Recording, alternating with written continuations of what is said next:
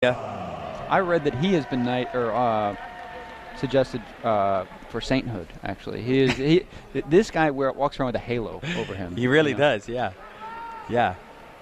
He's just, everybody's personality-wise, he's just so full of smiles. yeah. And then we've got Claudio Calasans from Team Atos, who just came off a really impressive pro Abu Dhabi Cup. Absolutely. He's been, I don't think he's been a secret in Brazil, but I think for the greater global community of jiu-jitsu fans, right, and practitioners, he probably became most known last year when in the absolute division at the World Championship, he gave Roger Gracie a moment or two of trouble, and he ended up coming in third in the absolute division last year. Yeah, I remember that because he had a really impressive single leg takedown that he lifted Roger all the way up in the air. It was very impressive. Right. Very powerful guy. All these people today are incredible athletes, but very powerful for a middleweight. Yeah. So now we're jockeying for position here. Marcelo finds himself right at home in his butterfly guard with a potential arm drag.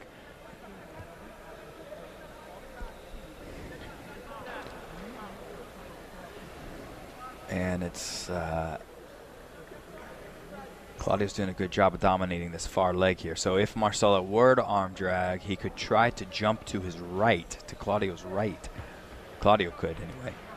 Or back step over and try to prevent that drag from taking his back there. All right. We see here the prominent Ramon Lemos patch on Claudio Calasans' back. Ramon Lemos is the coach of Atos Jiu-Jitsu. He's their leader, and I'm guessing you can see him there in the back in a green vest. Well, he's doing a great, there he is, spectacular job of putting together such a great team. Yeah, I mean, we talked about Team Gracie Elite being a little bit new on the scene, or at least, older guys being newly, I guess, minted. Team Atos is a similar situation where we had some former Brasa guys come together and say, we're going to do our own thing and be Atos. And Atos is Portuguese for acts, in reference to a book in the Bible.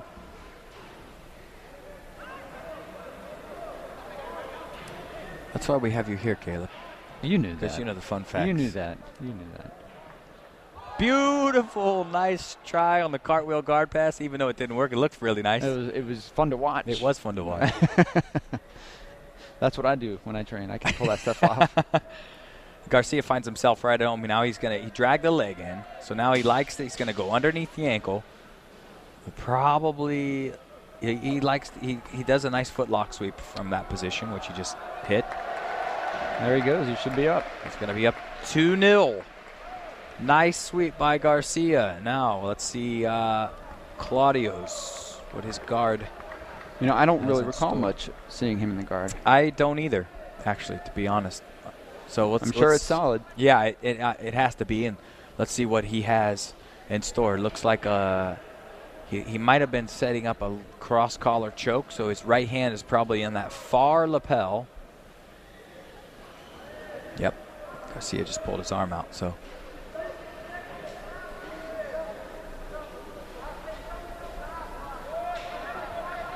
he's looking for a cow hand, a reverse wrist lock.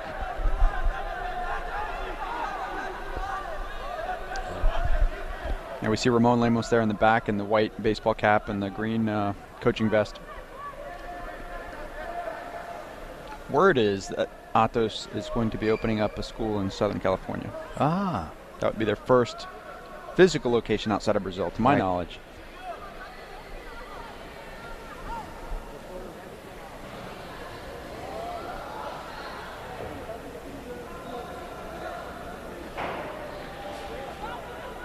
Garcia and Claudio Calasans' close guard. He's controlling the sleeve. Claudio pulls him down. Some people right now, Sean, may be saying, hey, I thought you guys said you got to, if you're going to get out of a guard like that, you need to posture up. But Marcelo Garcia is kind of bent over like that. Is that a bad thing? It's not bad for him. I would never recommend my guys to be that bent over, but what they say, rules are made to be broken, right? I mean, he has I think he can break rules. I think he knows what's going on enough where he can feel when he's in danger and when he's not. But I prefer to have the chest much higher than parallel with the ground. Yeah. Parallel with the ground can be a bit dangerous. You get arm locked or triangled pretty quickly. Swept over pretty fast. Or swept over pretty fast. So I would say that maybe, it's everybody does their own thing. Sometimes they get very good at. Yeah. I'm not about to say Marcelo Garcia is doing something wrong. No. That's not my position. Yeah.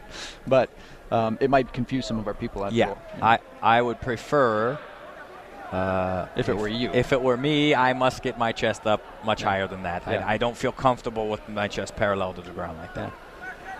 The one thing that he's doing very well that does help is he's controlling a sleeve. See how he's controlling that sleeve? So that will help on that type of situation. So that is an interesting grip over there. Yeah, it's going to keep. See, it keeps Marcelo's leg or knee close. It doesn't seem to be doing much to Marcelo's collar, at the end of the. No, yeah. It's not meant for that. No, I think that grip is just meant to keep the knee a little bit more difficult for him to stand. See how it's keeping his knee a little closer. Claudio might be trying to get an angle to work an arm lock or an omoplata. I think that's probably what he's thinking. So he's slowly creeping himself around to that knee. Yeah.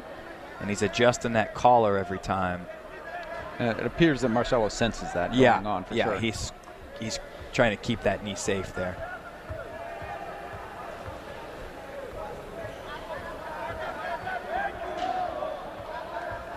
Here we go. He's going to work out for that omoplata. Or it might yank that far arm in, try to yank that far arm in. There it goes. But now that collar's going to get in his way. See, that collar would be much more beneficial if it were below his own knee. So now that collar's, since it's above his knee, it's kind of getting in his own way there. Right. Yeah, that is a tangled mess. Yeah.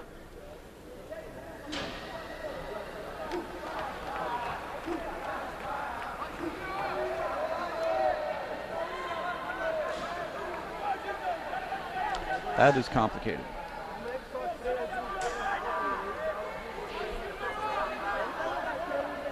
Now you might see him try to get his leg, bring that collar under his own leg. No, he's going to abandon it now.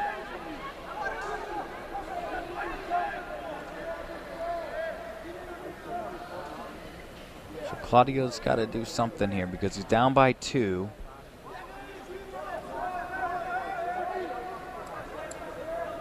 We talked a lot about strategy earlier. Yeah.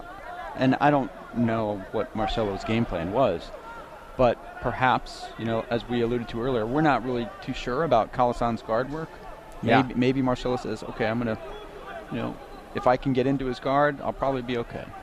That's a possibility. I'm sure these guys know or have that data on each other, long before they fight. So maybe that is something that was his tactic going into this. He doesn't seem to be in any real hurry to try to open the legs. Right, and a lot of times we see some pretty crazy open guard work in competitions like this with Lange before, and there's so many examples. But up until this very moment, he's playing at some pretty hardcore close guard. Yeah. So now Garcia's pulling that collar on his right arm just to try to keep his knee in there because he doesn't want to let Claudio's left leg out of there. If he lets that left leg out of there, he can kind of come over the top and try to pull his arm in for omoplata.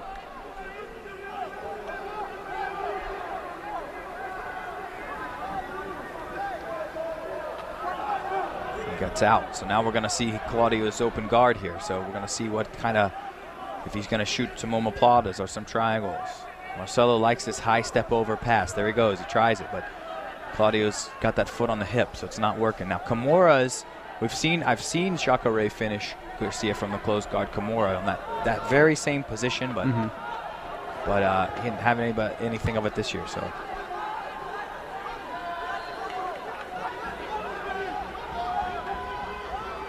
I know that Sergio Moraes spent a lot of time preparing for the Worlds up at Alliance in New York, or I should say Marcelo Garcia's school in New York.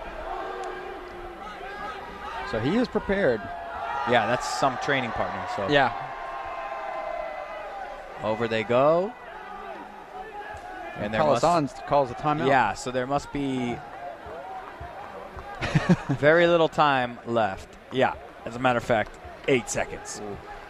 And Calasans is going to need a takedown. Just to be clear, it's not possible for somebody to call a timeout. Right, of course. Some of our newer viewers might think I was serious. Yeah, well, that's a good point, because in wrestling you can.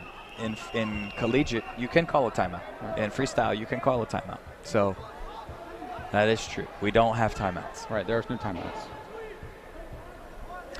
So time is almost out here for sure. Yeah. With 8 seconds left.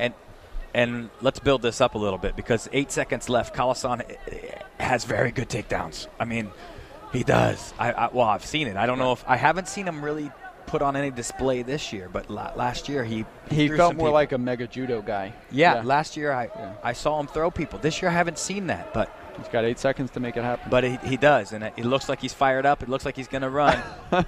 And he's going to try for that sweep. Oh, my goodness.